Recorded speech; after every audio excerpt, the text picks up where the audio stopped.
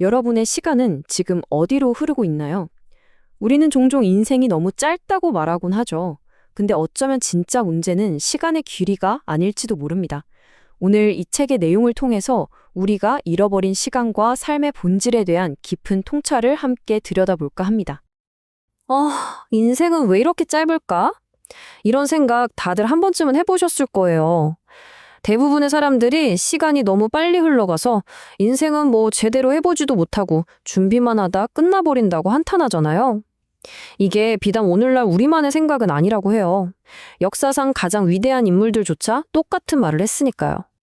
그런데 말이죠. 이 책은 여기서 아주 도발적인 주장을 던집니다. 우리가 짧은 인생을 받은 게 아니라 우리 스스로가 인생을 짧게 만들고 있다는 거예요. 시간이 부족한 게 문제가 아니라 우리가 그 시간을 낭비하고 있다는 거죠.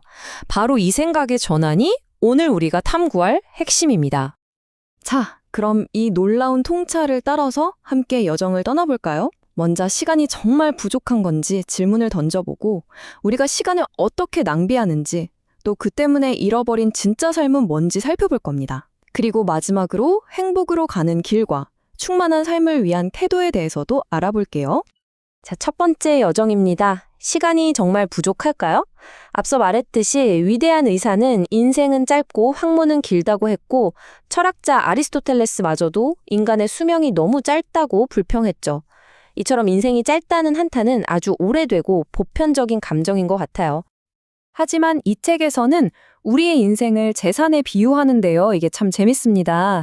아무리 막대한 재산이라도 나쁜 주인을 만나면 순식간에 사라지잖아요. 근데 아주 작은 재산이라도 현명한 관리인을 만나면 계속 불어나죠. 우리 인생도 똑같다는 겁니다. 어떻게 사용하느냐에 따라 그 길이가 달려진다는 거죠. 핵심은 이거예요. 우리에게 주어진 시간은 충분히 길고 잘만 활용한다면 가장 위대한 일도 이룰 수 있다. 그렇다면 말이죠. 우리는 그 소중한 시간을 대체 어떻게 낭비하고 있는 걸까요? 두 번째 여정에서는 우리 삶을 허비하게 만드는 것들을 하나하나 짚어보겠습니다. 우리의 시간을 점령하는 것들, 사실 생각보다 우리 가까이에 있습니다. 끝없는 욕심, 별 쓸모도 없는 일에 대한 집착, 타인의 평가에만 매달리는 야망. 이건 뭐랄까, 요즘 소셜미디어에서 좋아요에 집착하는 모습이랑 정말 비슷하죠? 오직 이윤만을 쫓는 추격, 변덕스럽고 뚜렷한 목표도 없는 계획들. 이 모든 것들이 바로 우리 인생을 조용히 갉아먹는 주범들이라는 겁니다. 가만 생각해보면 여러분의 시간을 가장 많이 빼앗는 건 뭔가요? 근데 여기서 정말 흥미로운 지점은요. 이런 시간 낭비가 불행한 사람들만의 문제가 아니라는 거예요. 남들이 다 부러워하는 이른바 행운아들 있잖아요.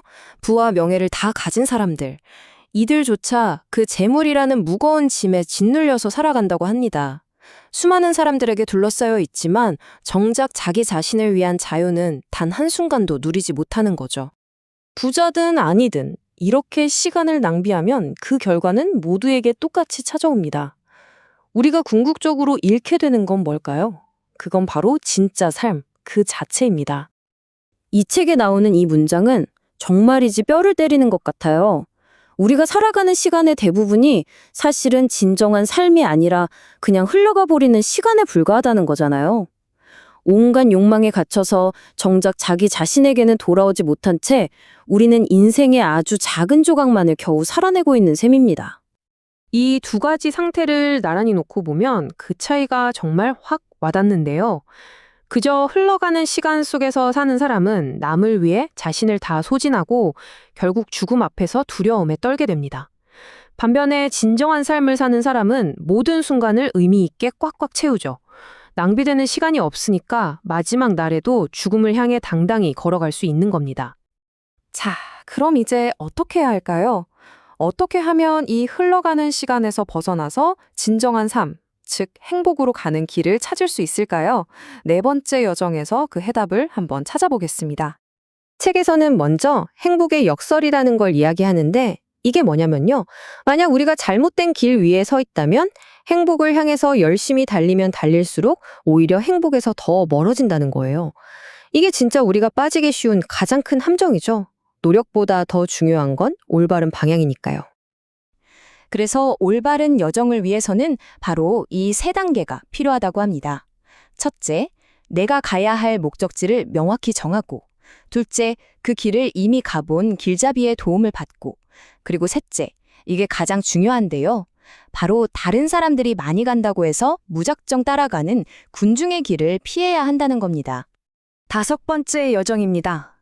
행복을 위한 가장 중요한 원칙, 바로 군중이 아닌 본성을 따르라는 가르침이에요. 와, 이 비유 정말 강력하지 않나요? 우리는 앞서가는 무리를 그저 맹목적으로 따라가는 가축처럼 살아서는 안 된다는 겁니다. 남들이 가는 길이 아니라 나 자신이 가야 할 길을 가야 한다는 것. 이것이야말로 우리를 불행으로 이끄는 가장 큰 함정에서 벗어나는 유일한 길입니다. 이 표를 보시면 두 길이 얼마나 다른지 한눈에 보입니다. 군중의 길은 그냥 남들 따라 하고 뜬 소문 믿고 다수가 그렇다니까 따라가는 거죠. 그 결과는 거대한 파멸로 이어질 수 있습니다. 반면에 지혜의 길은 나의 이성과 사물의 본성에 기반하고 우리에게 영원한 행복을 가져다 줍니다. 결국 선택은 명확하죠. 남들이 가는 길을 그냥 따라갈 것인가, 아니면 지혜의 길을 택할 것인가. 그렇다면 이 책이 정의하는 행복한 삶이란 궁극적으로 뭘까요?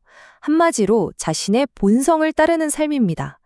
사물의 본성, 그리고 나 자신의 본성에서 벗어나지 않고 그 법칙을 그대로 따르는 것. 이것이 바로 행복의 핵심이라는 거죠. 자, 이제 마지막 여정입니다. 어떻게 하면 이런 본성을 따르는 충만한 삶을 살 수 있을까요? 평온과 자유를 향한 구체적인 태도에 대해 알아보겠습니다. 그러려면 이런 흔들리지 않는 태도가 필요하다고 해요. 첫째, 올바른 정신을 꾸준히 유지하고, 둘째, 어떤 상황에서도 굳세고 활기차게 견디고, 셋째, 주변을 돌보되 그 어느 것에도 집착하지 않고, 마지막으로 운명이 주는 선물을 감사히 사용하되 그것에 노예가 되지는 않는 것.